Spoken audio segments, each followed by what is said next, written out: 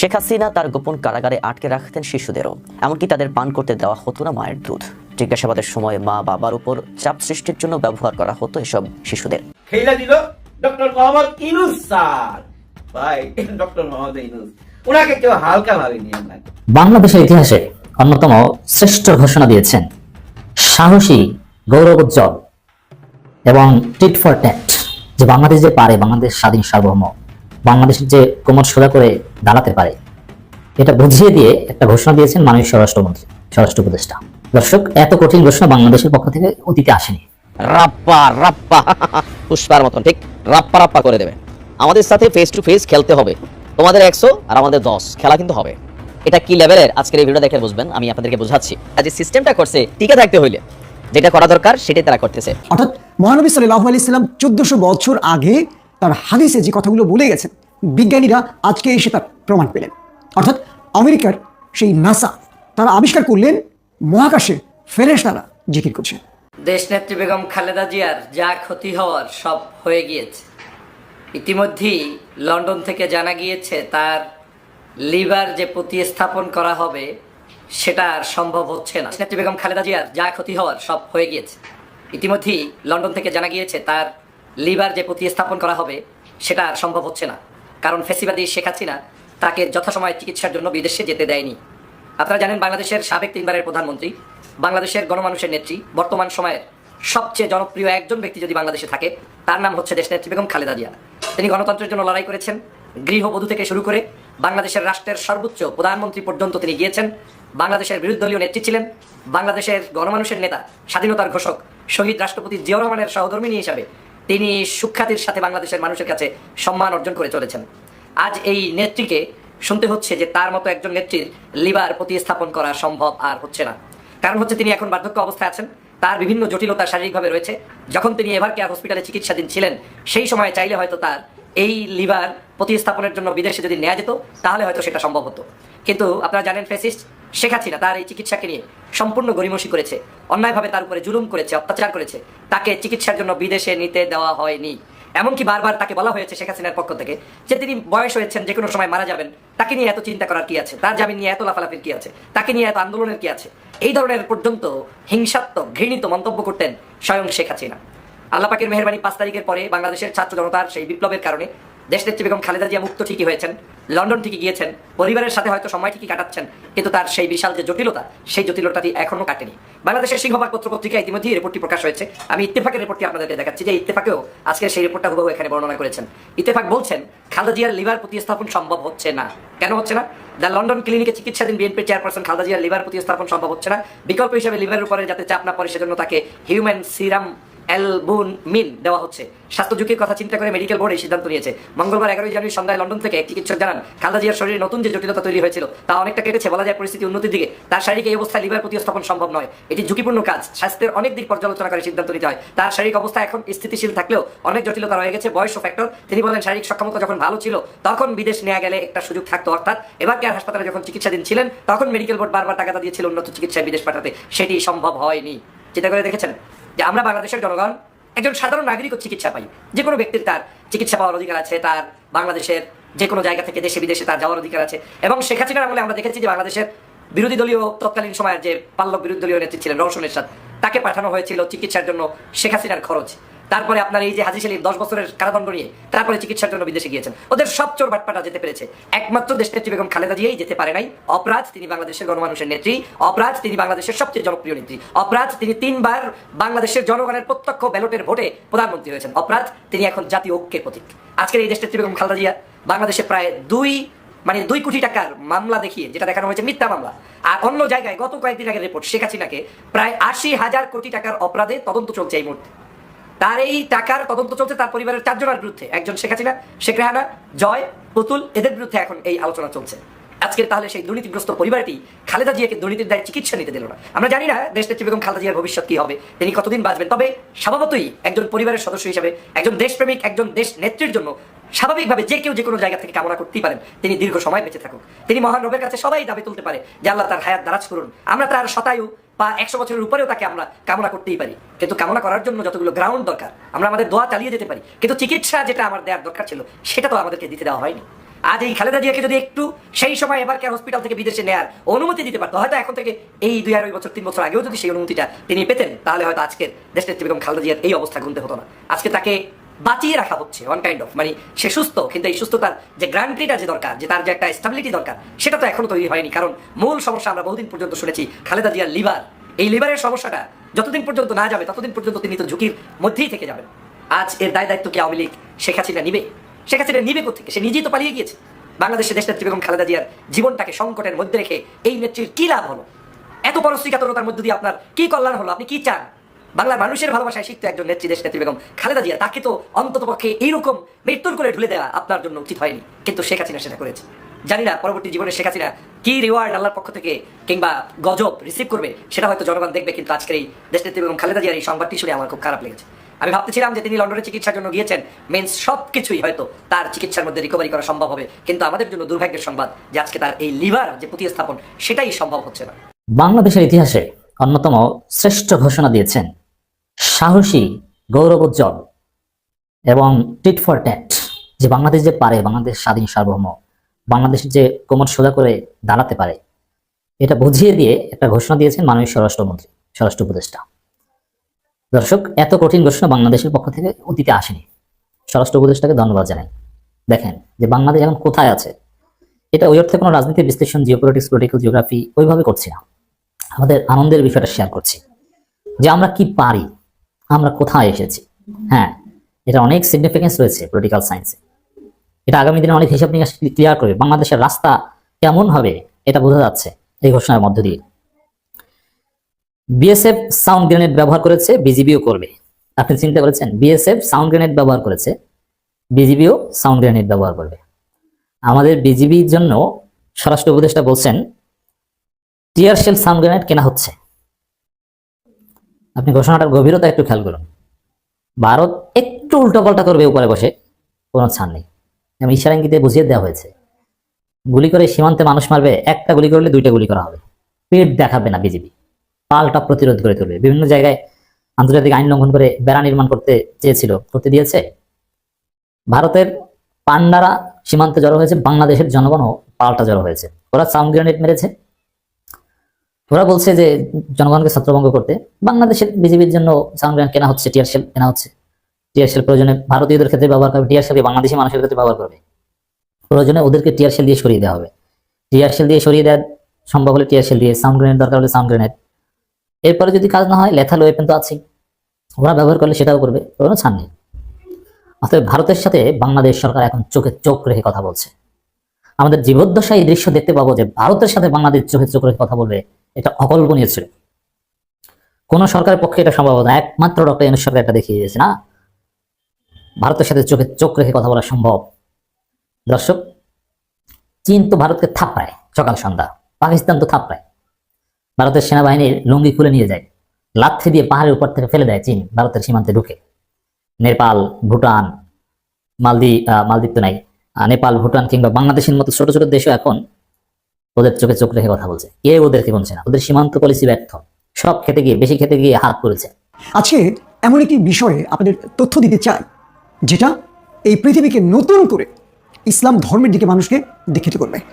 অর্থাৎ মহানবী সাল্লাল্লাহু আলাইহি সাল্লাম 1400 বছর আগে তার হাদিসে যে কথাগুলো বলে গেছেন, বিজ্ঞানীরা আজকে এসে তার প্রমাণ পেলেন। অর্থাৎ আমেরিকার সেই নাসা, তারা আবিষ্কার করলেন মহাকাশে ফেরেশতারা জিকির করছে। তবে নাসা বলছে না যে ফেরেশতা, তারা বলছে যে সেখানে তারা শব্দ পেয়েছে। তবে মুসলিম বিভিন্ন পণ্ডিতরা বলছেন এটি হবে রাসূলের সেই মিরাজ থেকে ফিরে এসে বলা সেই উক্তিটি। অর্থাৎ আকাশে বা মহাশূন্যে বা মহাকাশে অজস্র ফেরেশতারা সিজদা করছে এবং জিকির করছে, এবং নাসা সেই শব্দটি পর্যন্ত শুনিয়েছে রেকর্ড করে। দর্শক, এটার উপরে আমরা কথা বলবো। এবং রাসূল করিম সাল্লাল্লাহু আলাইহি সাল্লামের যে আরেকটি বক্তব্য ছিল, মহানবী সাল্লাল্লাহু আলাইহি সাল্লাম তার হাতের ইশারায় চাঁদকে যে দ্বিখণ্ডিত করেছিল, সেই ব্যাপারেও কিছু তথ্য আজকে জানাবো আপনাদের। দর্শক, মহাকাশ নাকি সম্পূর্ণ নিঃশব্দ, এটাই এতদিন বিজ্ঞানীদের ধারণা ছিল। কিন্তু নাসার গবেষণায় উঠে এসেছে এক বিস্ময়কর তথ্য।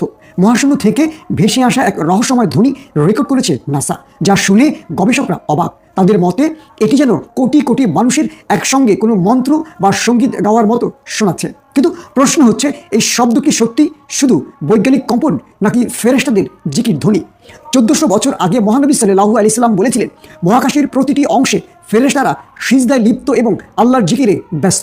তাহলে কি এবার সেই সত্যের প্রমাণ পেল বিজ্ঞানীরা?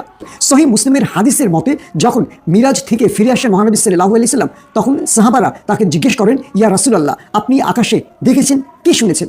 জবাবে নবী করিম সাল্লাল্লাহু আলাইহি সাল্লাম বলেন, আমি যা দেখেছি তোমরা তা দেখতে পাও না, আমি যা শুনেছি তোমরা তা শুনতে পাও না। আকাশ জুড়ে প্রচণ্ড কম্পনের শব্দ শোনা যাচ্ছে, আর এর পেছনে রয়েছে এক গভীর রহস্য। আকাশ জুড়ে প্রচণ্ড কম্পনের শব্দ শোনা যাচ্ছে, আর এর পেছনে রয়েছে এক গভীর রহস্য। আকাশের প্রতিটি অংশে এমনকি 4 আঙ্গুল পরিমাণ জায়গাও খালি নেই, সেখানে ফেরেশতারা সিজদায় লিপ্ত এবং তারা নিরবিচ্ছিন্নভাবে আল্লাহর জিকিরে মশগুল। Sir, hour universe is not silent এবং লিসেন টু দ্য ইউনিভার্স শীর্ষক প্রতিবেদনে বিস্তারিতভাবে তুলে ধরা হয়েছে কিভাবে মহাকাশের শব্দের সৃষ্টি হয়। সংস্থাটির অত্যাধুনিক টেলিস্কোপ ও গবেষণা সরঞ্জামের মাধ্যমে এসব মহাকাশীয় শব্দ শনাক্ত ও রেকর্ড করা সম্ভব হয়েছে। নাসার চন্দ্র এক্স রে অবজারভেটরি এবং অন্যান্য দূরবীক্ষণ যন্ত্রের তোলা ছবিগুলোর 3টি নতুন সোনিফিকেশন প্রকাশিত হয়েছে। এই প্রকল্পের উপর ভিত্তি করে তৈরি নতুন এক ডকুমেন্টারি নাসা স্ট্রিমিং প্ল্যাটফর্মে আত্মপ্রকাশ করে। সোনিফিকেশন হলো তথ্যকে শব্দে রূপান্তর করার প্রক্রিয়া। চন্দ্র এবং অন্যান্য দূরবীক্ষণ যন্ত্রগুলো মহাকাশ থেকে যে বৈজ্ঞানিক তথ্য সংগ্রহ করে তার সাধারণত ডিজিটাল সংকেত আকারে থাকে এবং পরে চিত্র আকারে রূপান্তরিত করা হয়। সোনিফিকেশন প্রকল্প সেই তথ্যকে শব্দে রূপান্তর করে, যা নতুন এক অভিজ্ঞতা সৃষ্টি করে। গবেষকদের মতে মহাকাশে ছড়িয়ে থাকা বিভিন্ন কণা বা নক্ষত্রের বিকিরণের ফলে কম্পন বা ভাইব্রেশন সৃষ্টি হয়, যা থেকে এসব শব্দের উৎপত্তি ঘটে। মূলত এসব শব্দ ইলেকট্রোম্যাগনেটিক তরঙ্গ হিসেবে থাকে, যা পরবর্তী সময় শব্দ তরঙ্গে রূপান্তরিত করা হয়। লক্ষ্য করলে দেখা যাবে 1400 বছর আগেই রাসূল সাল্লাল্লাহু আলাইহি সাল্লাম উল্লেখ করেছেন যে আকাশে কাঁপুনির মতো শব্দ হয়। নাসা বর্তমানে বলছে এই শব্দগুলি কাঁপুনির কারণে সৃষ্টি হয়। এমনকি গবেষণার সাথে যুক্ত একজন বিজ্ঞানী মন্তব্য করেছেন যে শব্দ শুনে তার মনে হয়েছে যেন একত্রে বিলিয়ন বিলিয়ন মানুষ গ্রেগরিয়ান চ্যাট গাইছে। তবে 1400 বছর আগে মহানবী সাল্লাল্লাহু আলাইহি সাল্লাম বলেছিলেন যে আকাশের ফেরেশতারা একত্রে আল্লাহর জিকির করছে। দর্শক, এটা কি প্রমাণ করছে? 1400 বছর আগে যে বিশ্বনবী তার হাদিসে বর্ণনা করে গেছেন বা তার সাহাবীদের বলে গেছেন, আজ তার প্রমাণ পেল বিজ্ঞানীরা। দুটো বিষয় খেয়াল করবেন। এক, মহানবী সাল্লাল্লাহু আলাইহি সাল্লাম মিরাজ থেকে ফিরে এসে সাহাবীদের বলেছিলেন যে মহাকাশে 4 আঙ্গুল পরিমাণ জায়গা খালি নেই, সেখানে ফেরেশতারা সিজদারত এবং আল্লাহর জিকির গাইছে বা আল্লাহর জিকির করছে। এবং বিজ্ঞানীরা যে শব্দটি পেল, যে তরঙ্গটি আমরা শুনলাম নাসার ওয়েবসাইটে, সেখানে মনে হচ্ছে যে অজস্র মানুষ একসঙ্গে কিছু গাইছে। বিজ্ঞানীরা বলছে গ্রেগরিয়ান চ্যাট গাইছে বা খ্রিস্টানদের যে গান, কিন্তু আমার রাসূল করিম সাল্লাল্লাহু আলাইহি সাল্লাম বলেছেন ফেরেশতারা জিকির করছেন। অর্থাৎ অজস্র মানুষ একসঙ্গে জিকির করলে যে শব্দ, সেটি আবিষ্কার করেছে নাসা। প্রশ্ন হলো, রাসূল করিম সাল্লাল্লাহু আলাইহি সাল্লাম যখন মক্কা এলেন বা মদিনা এলেন, তার কাছে বিজ্ঞানসম্মত কিছুই ছিল না, কেবল আল্লাহর পক্ষ থেকে আল কোরআন ছাড়া। তো তার পক্ষে কি করে বলা সম্ভব হলো যে আকাশে ফেরেশতারা রয়েছেন বা 4 কদম বা 4 আঙুল ব্যবধান একজন আরেকজনের সঙ্গে? তিনি কি করে বললেন যে সেখানে তরঙ্গ হচ্ছে, কম্পন হচ্ছে, যেটা আজকে বিজ্ঞান বলছে? যে বিজ্ঞানীরা এগুলো আবিষ্কার করছেন, তারা নিঃসন্দেহে ভাবছেন এর পেছনে কি থাকতে পারে। এর আগে রাসূল করিম সাল্লাল্লাহু আলাইহি সাল্লাম যখন বলেছিলেন যে তিনি তার হাতের ইশারায় চন্দ্র দ্বিখণ্ডিত হয়েছিল, এটা নিয়েও আপনারা কম বেশি জানেন। হিজরির অর্থাৎ তার নবুয়তের 9ম বছরে ইহুদি এবং মুশরিকরা রাসূল সাল্লাল্লাহু আলাইহি সাল্লামকে চ্যালেঞ্জ ছুড়ে দিয়েছিলেন যে তুমি যদি সত্য নবী হও তাহলে প্রমাণ করো বা এমন কিছু মুজিজা দেখাও যে তুমি আল্লাহর নবী।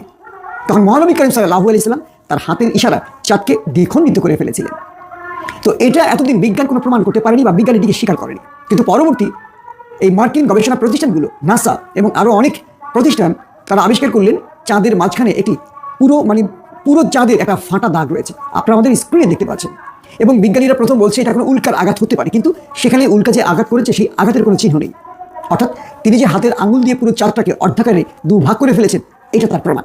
এছাড়া আরও কয়েকটা প্রতিষ্ঠানের তথ্য মতে আরেকটি তথ্য এমন পাওয়া যায় যে আরবের বিভিন্ন বণিকরা যখন ভারতে আসে, তখন ভারতের কেরালার একজন রাজা তাকে প্রশ্ন করেন যে তিনি নিজ চোখে দেখেছিলেন যে চাঁদ দ্বিখণ্ডিত হয়েছে। এরকম একজন একাধিক লোক, চাঁদ দ্বিখণ্ডিত হলে তো অজস্র মানুষ দেখবেন। তো ভারতের কেরালার এক রাজা সেটি দেখেছিলেন এবং তিনি আরব থেকে যে বণিকরা এসেছিল ভারতে, তাদের প্রশ্ন করেছিলেন যে এই কাজটি কী করে সম্ভব, কে করেছে? তখন আরবের বণিকরা বলেছিলেন যে মক্কা একজন নবী এসেছেন, তিনি মুশরিক এবং ইহুদিদের সাথে চ্যালেঞ্জ করে তার হাতের ইশারায় এই চাঁদকে দ্বিখণ্ডিত করেছেন, তখন সেই রাজা বলেছেন, হ্যাঁ সেই দৃশ্য আমি নিজ চোখে দেখেছি।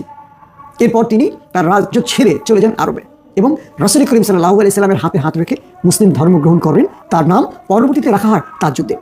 দর্শক, তাহলে বিজ্ঞানীরা চাঁদে যে ফাটল দেখলেন এবং মহানবী সাল্লাল্লাহু আলাইহি সাল্লাম তার হাতের ইশারায় চাঁদকে যে দ্বিখণ্ডিত করলেন, এটিরও প্রমাণ পাওয়া গেছে। এখন বিজ্ঞান কি বলবে? 1400 বছর আগে কোনো একজন জাদুকর বা একজন কবি এসেছিলেন, নাকি আল্লাহর প্রেরিত একজন রাসূল এসেছিলেন? এই বিষয়গুলো নিয়ে এখন আমাদের অনেক কিছু ভাবতে হচ্ছে। আমাদের ওয়াজিগণের উচিত এই বিষয়গুলো নিয়ে বেশি বেশি কথা বলা। আমরা পীর বাবাদের গল্প শুনি, আজগবি গল্প শুনি, কিন্তু বিজ্ঞানকে নিয়ে এবং মহানবী সাল্লাল্লাহু আলাইহি সাল্লামের যে মুজিজাগুলো বা বিজ্ঞান আজকে কোথায় পৌঁছে গেছে, বা কোরআন এবং হাদিস যে কথাগুলো 1400 বছর আগে বলেছিল, আজকে বিজ্ঞান সেগুলোর সত্য প্রমাণ পাচ্ছে। এগুলো নিয়ে আমাদের ওয়াজিদের বক্তব্য রাখা খুব জরুরি, কারণ শেষ পর্যন্ত ইসলাম সর্বশ্রেষ্ঠ, এটার প্রমাণের অনেক ইঙ্গিত আমরা পেতে শুরু করেছি। এবং এছাড়া আরও অনেকগুলো বক্তব্য পাওয়া গেছে, যেমন রাসূল করিম সাল্লাল্লাহু আলাইহি সাল্লাম বলেছেন, শামে উমাইয়া মসজিদে ইমাম মাহদী নামাজরত অর্থাৎ দাজ্জালের বিরুদ্ধে যখন লড়াই করতে থাকবেন, তখন তারা পুরো দামেশকে দাজ্জাল যখন ঘিরে ফেলবেন আমাদের ইমাম মাহদীকে, তখন তিনি ফজরের নামাজে দাঁড়াবেন মুসলমানদের নিয়ে এবং দু ফেরেশতার কাঁধে ভর দিয়ে হযরত ঈসা আলাইহিস সালাম আসবেন।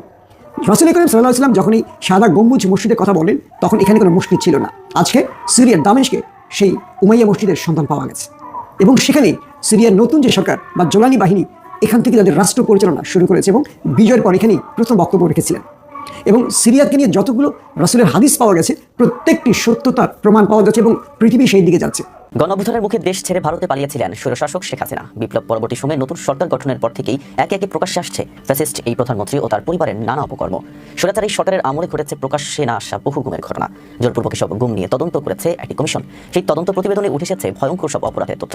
প্রতিবেদনের ভাষ্য, শেখ হাসিনা তার গোপন কারাগারে আটকে রাখতেন শিশুদেরও, এমনকি তাদের পান করতে দেওয়া হতো না মায়ের দুধ।